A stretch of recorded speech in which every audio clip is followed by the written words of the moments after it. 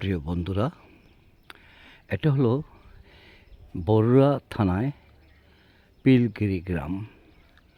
এই গ্রামের দৃশ্যটা ধারণ করছি শুধু আপনাদের জন্য। দেখুন, এখানে বক পাখির ডাক, তারপর কল পাখির ডাক।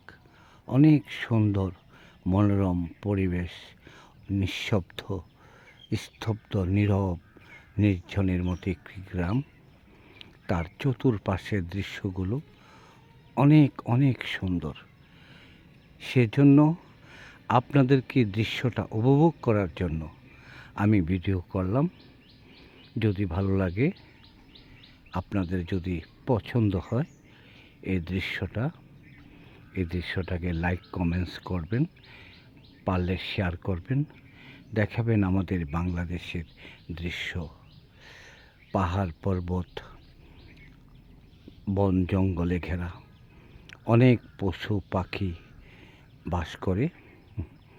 মাঝে মধ্যে দেখা যায়, আসলে কথা বলতে পরিবেশ পরিস্থিতির অনুকূলে থাকলেই কথা বলা যায়। আর কথা বললে পরিস্থিতি পরিবেশ বুঝেই কথা বলা উচিত, আর না হয় অপমান অপদস্থ হতে হবে। এই হলো বাস্তবতা। তো যাই হোক, মাঝে মাঝে বনের হায়নাগুলো বাঘেরও আক্রমণ করে।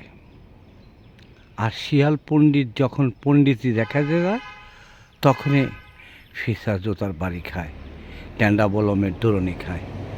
তবে শিয়াল পণ্ডিত পরিস্থিতি বোঝে, পরিস্থিতি অনুকূলে থাকলেই পণ্ডিতি করা উচিত।